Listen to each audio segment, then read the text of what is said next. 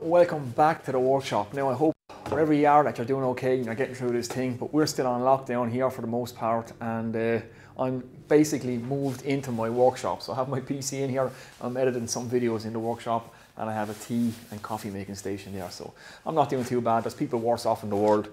But yeah, we're going to crack on. We'll try and get some content up for you guys.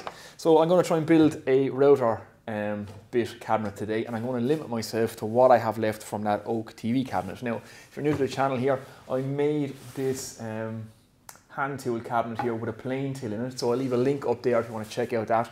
And I upcycled an old oak TV cabinet to make this. Put a dehumidifier in it and a little light in it too, just to protect my hand tools, stop them rusting, slow it down a bit, because there's a lot of moisture in Ireland in the winter time, and all my tools rust, so I wanted to stop that. So I'm going to try and make a router bit cabinet, like I said, out of this, what I have left from this oak cabinet. So it's going to be less of a plan and more of a puzzle. Whether it works or not, I don't know, but I crack on and do it, and we'll try and use exactly what's on the table. So let's have a look what we got here. Okay guys, this is what I have left from that cabinet. It's not much, but we'll try and make it work. So I have some frame pieces left, so what I'm thinking is I might join the two of those together and the two of those together. That'll make up my sides. It's not going to be a very deep cabinet. I want to keep it nice and shallow because it's going to sit over a router table.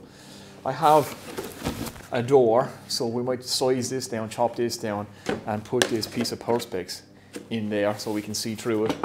Then it's just some panels, some maybe 6mm panels, some oak veneered panels left over, so we might use them for the back. This might be slightly thicker, that's about 15mm, so that'll be maybe the top and the bottom. We'll see. This is going to be an emergent one as we go. Now, my mic is on the blink, so I keep losing sound, so I'll try and keep the talking to a minimum and keep the building to a maximum. So let's rock on.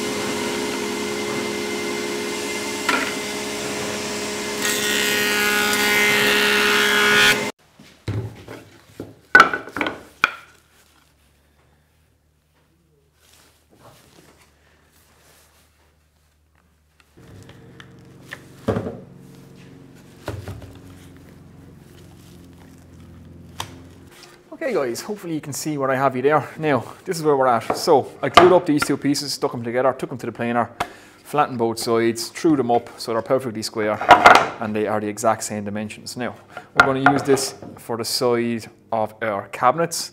I had another couple of pieces then, these ones, which I just cut in half. Like I say, this is more of a puzzle now than a plan, so it's whatever the dimensions are, that's what I'm going to use, because I'm stuck with what material I have. So these are going to make my 4 shelves. They're going to slot in there like that, so it's going to be a narrow enough cabinet. I'll recess these in 5mm either side. I'm going to keep them at a 50-degree angle, so there'll be 4 of them down the box like that. You'll see that in a minute. So the next thing I want to do now is route these to take the shelves, and I have to do this on my router table, so I'm going to have to make a jig so that I can route this at 50 degrees, and my fence I'll have to remove and use the back wall of the shop as my straight edge. Should work, we'll see. Let's do it. Okay guys, change of plan. Why bark when you have a dog, as the saying goes. So I can set any angle I want on my miter saw. It also has a trenching function, so nice and handy. So what I've done is I've just marked out my lines for my shelves. Obviously they'll be offset, so I've offset the boards, bit of double-sided sticky tape, stuck the two of them together, so that'll do the job. I've set my depth stop on my miter saw for 5mm, and I'm just going to trench this out. So what can go wrong?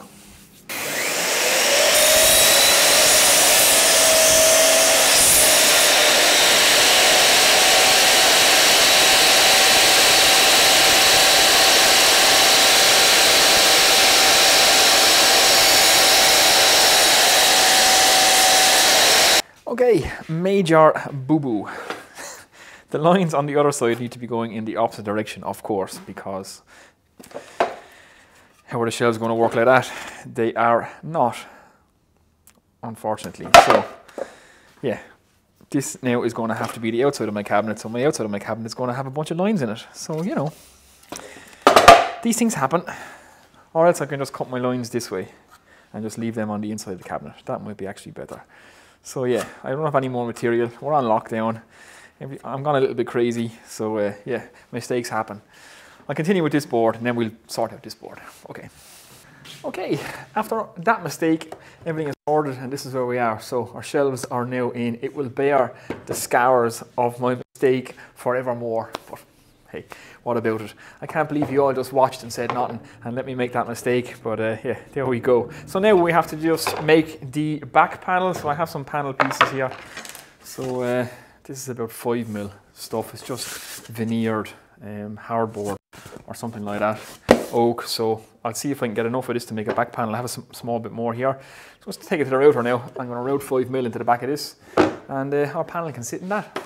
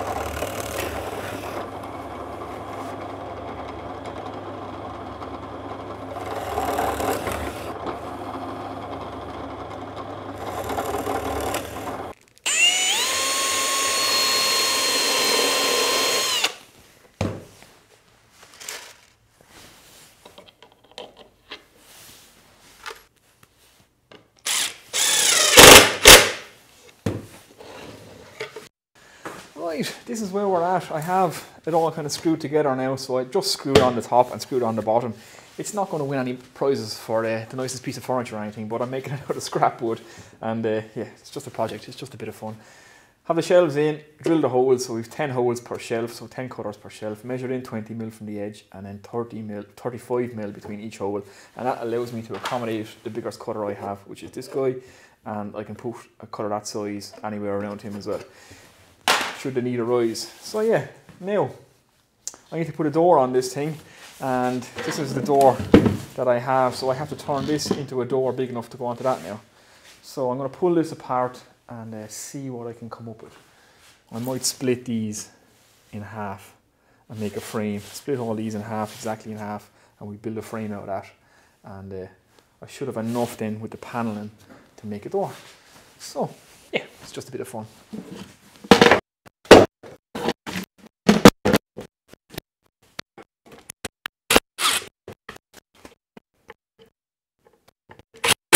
Okay, this is what we're going to do, and I told you this was more of a puzzle than a plan, so it's kind of evolving as we go. So I broke the frame of the door apart. Obviously, that's my door. It's not long enough to do my entire cabinet. However, we can cut the cross pieces now, and we can remake the frame that size. And that will be, means my perspex is just wide enough, so I can have my little perspex or little glass door. So happy days. So what I'm going to do, because I have a gap in here, and I have a gap at the top, I might move the door up to there, which allows me access to my router bits.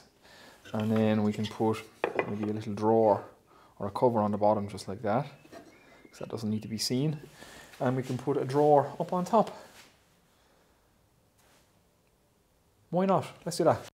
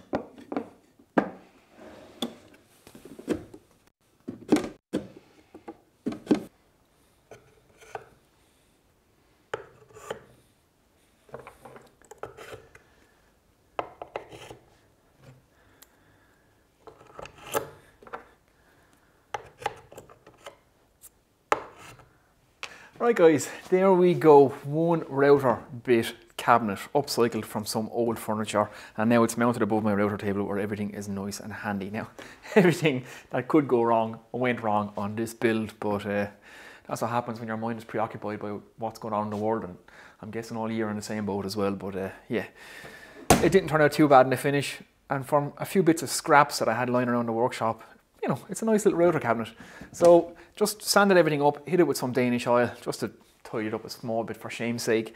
The bottom piece here is removable, just two little blocks, just compression fit that in, just to capture a little bit of space there, so I can put some bits and bobs in there if needs be. The drawer is a very basic little box drawer with a veneer front on it, just to cover the space that's needed. Now again, made it out of scraps, there wasn't too much left over to make the drawer, but it works. So I have the collets and various bits of guide bushes and stuff in there, and turned the little ash handle on the lid. So two little blocks for runners, very simple, very basic, does the job. Little magnet to lock on the door, and we have that bit of perspex fit in. So yeah, from a distance at least it doesn't look too bad. So there you go guys, hopefully you enjoyed that one.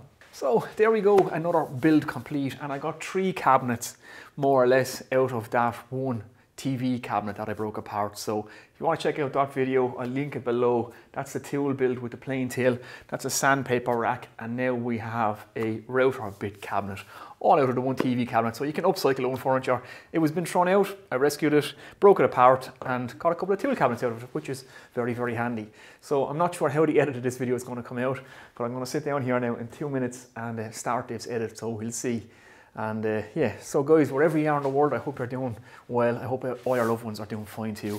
And it's turbulent times, but hopefully this gives you a bit of inspiration, and whatever you can find to make something in your shed to get your mind off what's going on, hopefully this will inspire you to do it. So as always, thumbs up if it's been any use to you. If you're not subscribed already, think about hitting the sub button. Comments and questions below, I will get back to you. Thanks for all the support, wishing you all the best, and I'll get out of here now, so take it easy.